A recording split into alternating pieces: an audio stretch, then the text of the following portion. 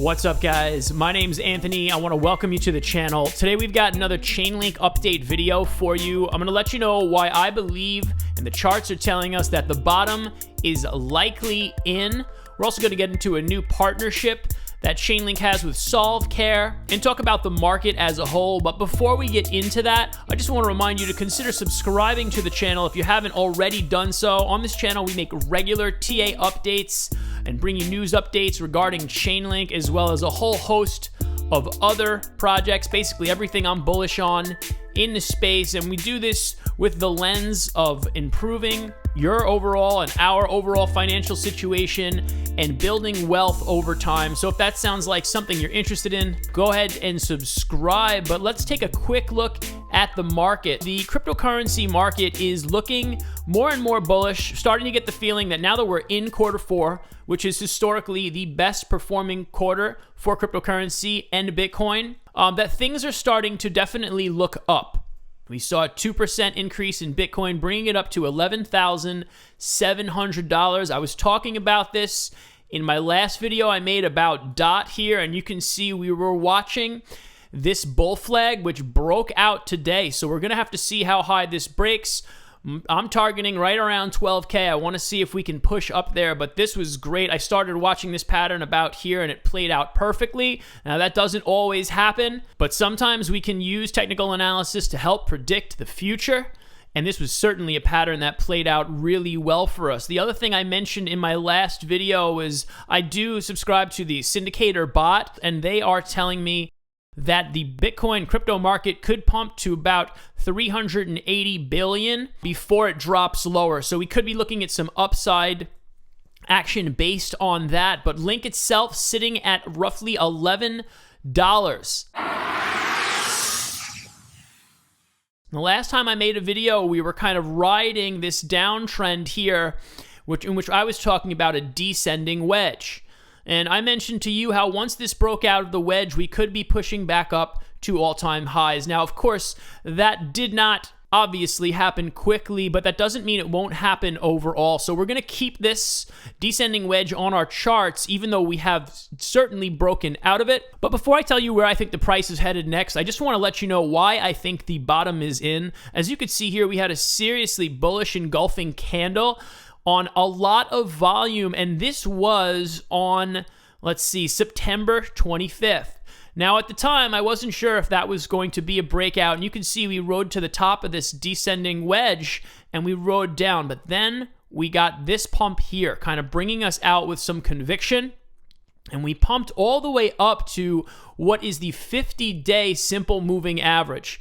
At the moment, we are flirting with this line. You can see if I zoom in, we are trying to break it. We're literally sitting right above it right now. So we're going to have to see where this candle closes today. These are daily candles, by the way. We want to see if we can close that and get above that and stay above that on our way up.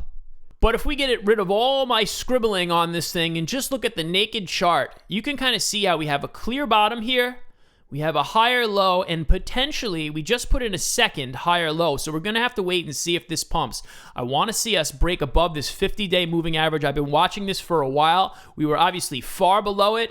At that point in time, the RSI was completely oversold, and now we're starting to move up. So interesting stuff, really potentially very positive long term. So being that we have broken out of this descending wedge, I want to show you guys the new uptrend, and that is this white line right here. So if we were going to say this is the bottom, which I believe it definitely could have been, I believe this upwards line will act as support. So if we were to drop down, we could drop down to as low as, I'd say, roughly about $10. But I don't think we're going to drop much lower than that if this is indeed the bottom, which I'm thinking it is. So this is the new uptrend. It's not incredibly steep, but when we talk about uptrends, that's a good thing. We don't want our trend lines to look like this. When our trend lines look like this, right? Look at this. This is what happened over here. You have the parabolic movement, then you got a whole bunch of correcting to do. And that's why it's been so painful ever since mid-August when we pumped all the way to $20. Right? But I do think most of the pain is over now, as we've been consolidating and capitulating at moments, and we rode this wedge all the way down. I also just want to take a quick look at the Fibonacci retracements before we get into some news about Solve.Care. So if we take this as the swing high and then we take this to the bottom I'm talking about, we can see these white Fibonacci retracement levels. And at the moment, you can see we passed the 0.236, and we are hopefully going to flip that into support. I think that could be a new higher low here, and we're going to be making our way up towards the 0.38. And that will be, on this chart, $12.20. So if I were to make some sort of prediction as to where I think the price could go next, if it breaks out to the upside and continues this move up and breaks above the 50-day moving average, I think we're going to see this thing come anywhere in between $12.22 and $12.75. So it will definitely encounter some resistance there. But if we could see that higher high, right, maybe we can get up to $12.75, and then this line becomes support sometime over the next week or two. In between now and the time I make my next Chainlink update video, I think that would be a great sign and further confirm that this is the bottom that I'm hoping, and I'm sure we're all hoping it is if you're long on Chainlink like I am.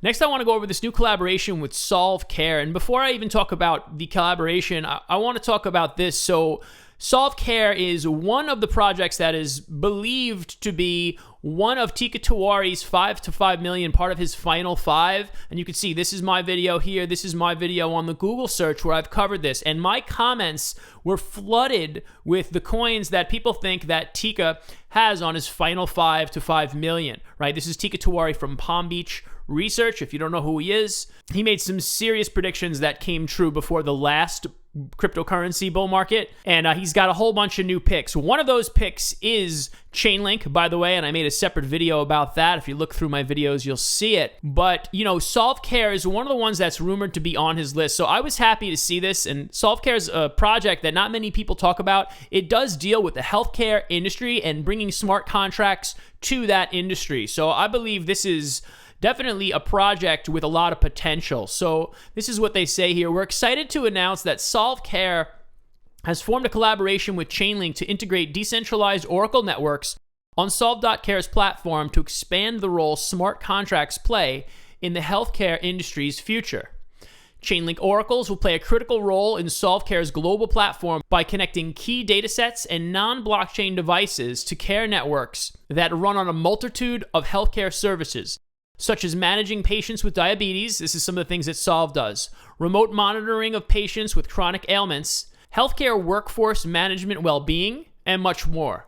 So through the integration with Chainlink, Solve.Care will offer a greater value proposition for care networks by providing the healthcare industry with the ability to directly measure the efficiency and efficacy of their services using smart contracts powered by tamper-resistant and highly secure datasets. And then I want to talk about why Solve.Care chose Chainlink of all the different Oracle solutions that exist in the crypto space. And Solve.Care chose to collaborate with Chainlink for Oracle solutions as we found it to be the most flexible, secure, and proven decentralized Oracle network on the market. Chainlink secures over $4 billion for various decentralized applications live in production, and we're confident that it's a perfect fit for our healthcare platform. But I want to take a moment here and just talk about why I'm long on Chainlink. So if blockchain is to be a revolutionary tech that changes the world, makes the whole world more efficient, right? If it revolutionizes finance as a whole,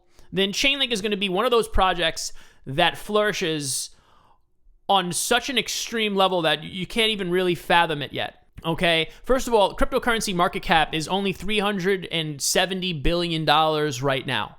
And, you know, this could easily become a multi-trillion-dollar asset class. And in the future, if that happens, Chainlink is positioned as the largest oracle to benefit exponentially from that rise, because Chainlink can really work with not only any crypto or blockchain project, right, but they can work with services in the real world and connect them to the blockchain. So any enterprise or bank or tech company, almost any company that you can fathom, has the ability to incorporate decentralized oracles that Chainlink uses here to connect to a blockchain and get secure data in a trustless manner. Smash the likes if you're bullish on Chainlink also and you're still holding, even though we've seen a fair amount of downside in the last couple months. Never invest more than you can afford to lose in cryptocurrency, and enjoy the ride.